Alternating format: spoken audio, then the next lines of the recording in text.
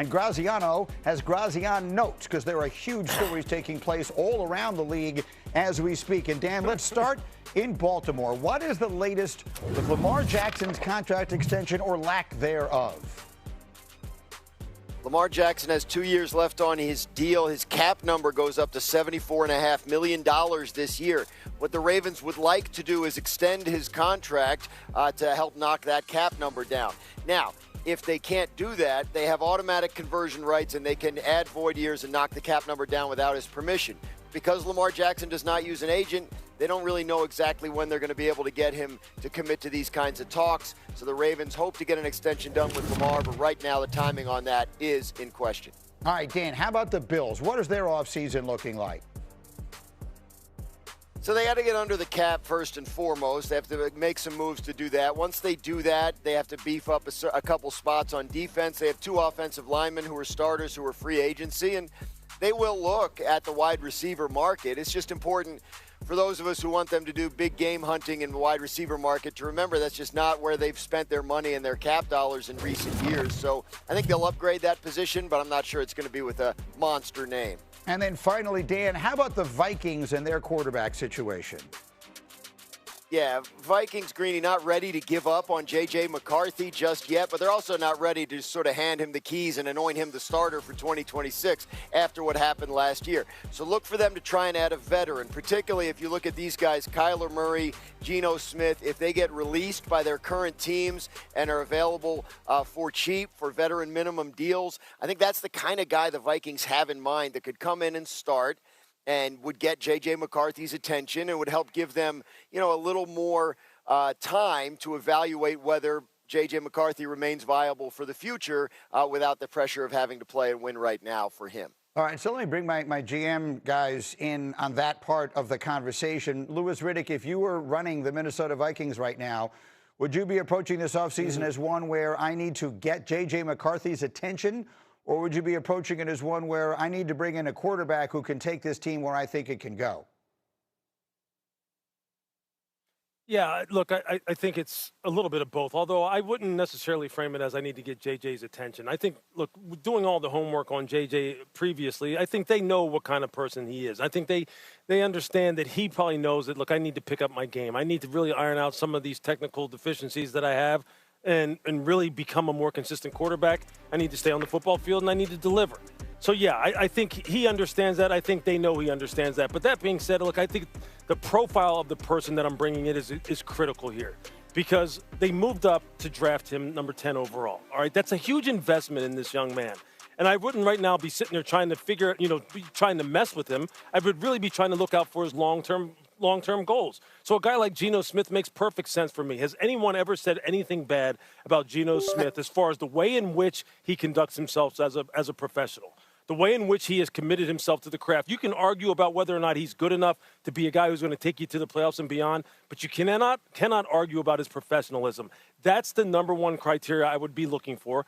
Obviously, I would be looking for a good quarterback who can kind of maximize this roster.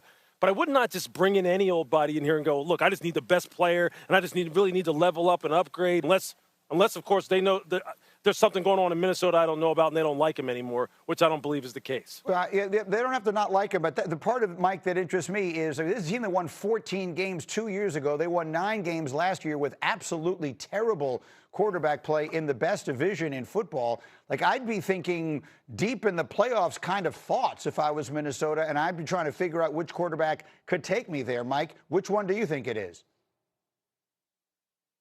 I would go with Anthony Richardson. And look, we follow pro football closely. It's going to be a long time coming until we talk about a player who's 24 years old and has played in 17 games and started 15. Greeny, there's a whole bunch of players here at the Combine older than Anthony Richardson. And if I was him, I would walk from Indianapolis to Minnesota and say to Kevin O'Connell, I'm getting a master's degree in quarterback play. You tell me what the tuition is. And if I'm Kevin O'Connell, I say, hey, it's a 2-year deal. We are going to build you up. We're going to get all this great talent out of you. And we've looked at Sam Darnold, Baker Mayfield. Lou mentioned, obviously, Geno Smith. I think Anthony Richardson has tremendous talent. Go to Minnesota, learn, push J.J. McCarthy, who I believe would still win the job short term, and see where you are in a year. Okay, so that's interesting. That's a totally different approach. That would be, I think I could see where that would benefit the player. I don't know that that's going to get the team where they want to go. And then, Dan, let me just finish it with the one name that sort of hovers over a lot of this conversation, and that's Aaron Rodgers. Shefty sort of opened the door to that possibility. Is there I see you looking around. No matter where you go, Dan, I'm going to keep him somewhere in the conversation. Yeah. No, Tannenbaum is shaking his head no. Graziano, are you also, is there any indication that that's a direction this thing could go? Look.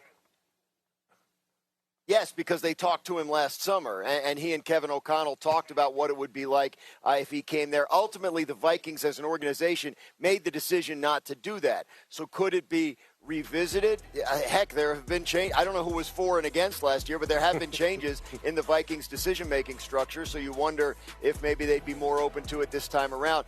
Greeny, I think the guys I named, those veterans that could get cut, probably plan A here for Minnesota, and plan B would be sort of the older veterans that'll be free agents, such as Aaron Rodgers, such as Kirk Cousins, such as Joe Flacco, guys like that they feel like they could plug in while McCarthy still works on whatever it is he needs to work on. Mike T, I got 10 seconds. Go ahead. Yeah, Greedy, he's going to be 43 in December. Yeah. Go get a player like Anthony Richardson who's younger. All Aaron Rodgers is going to do at this point is going to get older. The one thing that we have said here, that's a certainty. The one thing with which no one can argue is that as time goes on, like all the rest of us, Aaron Rodgers is going to get older. I'm coming back to it as we continue. Here's a look at what to watch for today at the NFL Combine. As the defensive backs and tight ends will take the field, Ohio State safety Caleb Downs will join them, and he's projected to go to the Jets with the 2nd overall pick in Mel Kiper Jr.'s latest mock draft.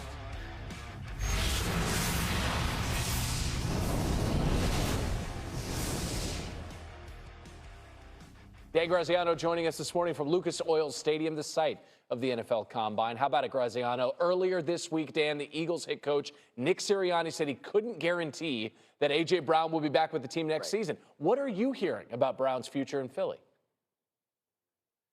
I think the way to look at this is I don't think the Eagles are out there trying to trade him. I think they would be very happy if everything worked out and he's on the team this year. Now, Nick Sirianni says can't guarantee. I mean, they have to leave open the possibility somebody comes to them with a great offer. Somebody shows up with, a first-round pick in exchange for A.J. Brown. The Eagles probably consider that. But in terms of the relationship between him and the team, the people I've talked to here all seem to think it's something that's either not as big a deal as we make it or that it's repairable. So I don't think the Eagles are here, soliciting conversations about what they can get for A.J. Brown. Again, it's Howie Roseman, the GM. He is never going to turn down, a phone call to talk trade with someone.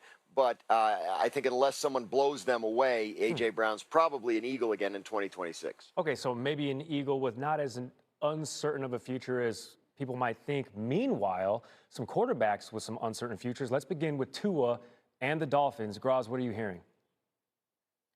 Tua Tagovailoa has $54 million in fully guaranteed money coming his way this year, no matter what.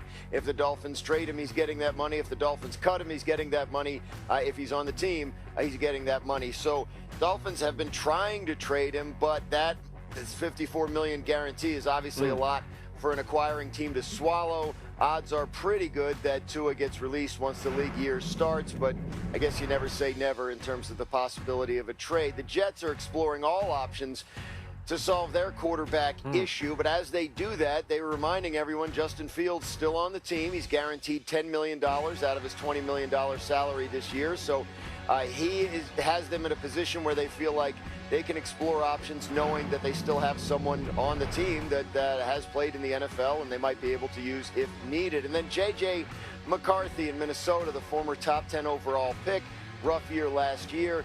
Vikings are not ready to give up on JJ McCarthy, but they're also not ready to just sort of hand him the keys to the car for 2026. I look for them to bring in a veteran that they think can maybe push JJ McCarthy, see if there's still something they can get out of him to maximize the talent that they saw when they selected him 10th overall.